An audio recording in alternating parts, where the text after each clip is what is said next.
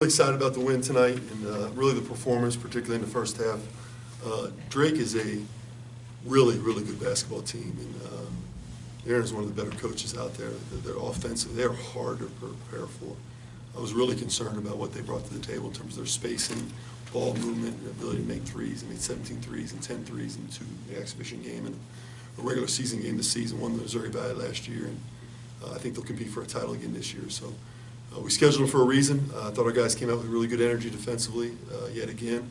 Shots going in always helps the energy on the other side of the court.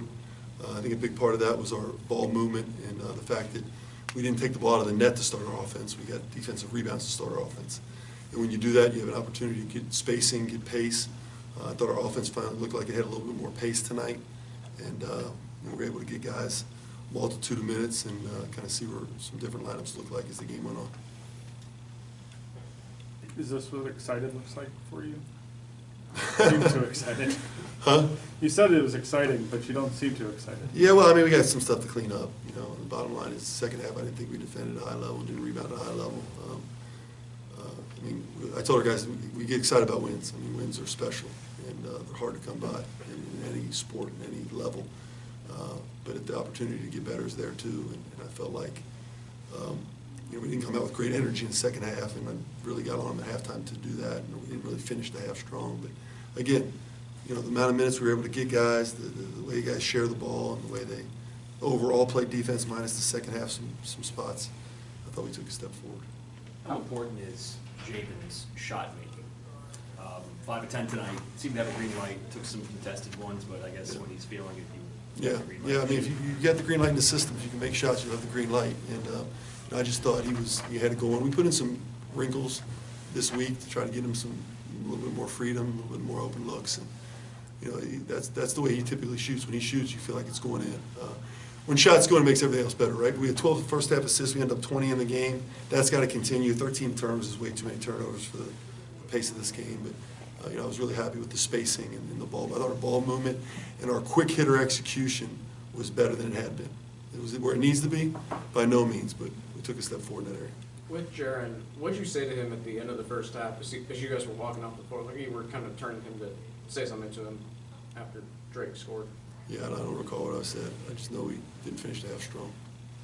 John, for you to get your first win here, what did that mean to you, just to be able to walk off the court victorious? Yeah, I mean, wins are always really important. Getting the first one, we talked about in the locker room. I was really appreciative of the players, and they're the ones that perform, they're the ones that make it happen.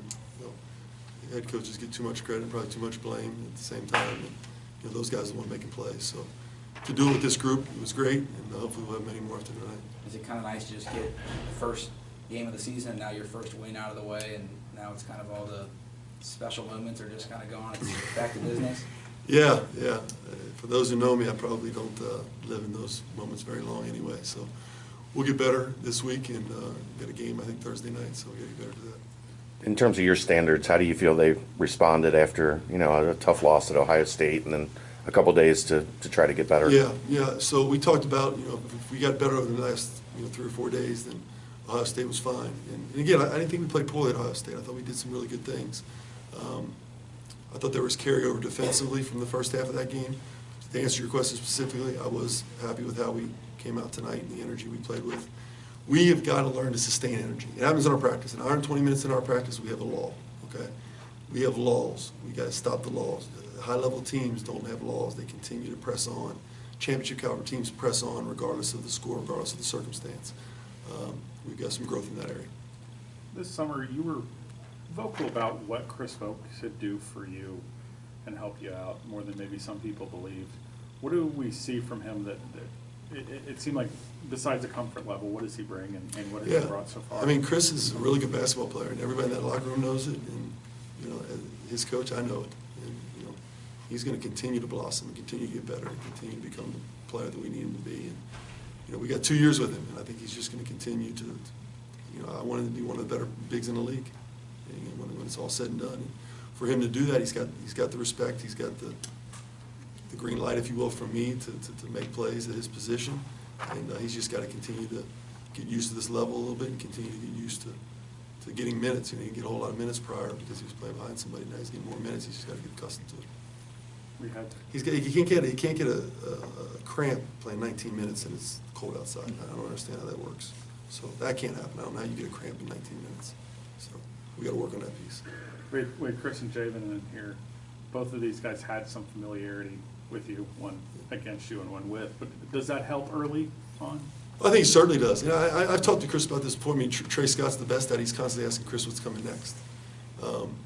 Chris needs to be more vocal in that area because he can help guys understand, not necessarily what's coming next, but what just happened maybe, or how we can correct this so that we don't have to use, you know, bandwidth or focus or energy to correct that. Maybe we can be ahead of the game. And I'd like him to be a little bit better at that. And I've talked to him about it. It's just not really his personality, but it needs to be. You coached in the exhibition game, of course, here at Third Green, but what's it like coaching a regular season game for the first time inside this place? Oh, special. I mean, this is a special place, and the energy of the crowd and the amount of people that were here tonight, and the ruckus with the student section was not lost on me, that's for sure. Was it nice to coach the Bearcats and not against them like you did last year? Yeah, because I hadn't beaten them, so it's always good to win, and I like being on the winning side of things. So it was exciting to be out there tonight. Besides energy, what's most important defensively to be successful against a team that can have spacing like Drake? So if you were to break down, it's a good question. If you were to break down each and every possession of a game, okay, it's my philosophy that a breakdown takes place because of one of three things don't occur, or maybe two or three things don't occur. One is positioning, you're out of position defensively. One is communication, you didn't communicate your opportunities, you didn't communicate your location, you didn't communicate whatever. And the other one is what we call EMP, which is emotional, mental, and physical investment. That's the playing hard piece. So I can break down every possession, and if we don't do something right defensively, I can probably pin it on one of those three things, if not more. Mm-hmm. The last piece of that is you got to guard the ball. That's just something that elite teams do. But if our positioning is right every time, if our communication is good and our playing hard's good, we typically have good possessions. Yeah, I know you got to watch the tape first, but were there any issues with any of those things in the second half that might have Yes. worn up your standards? Yes. Yes for positioning, yes for communication, yes for EMP, would be my guess.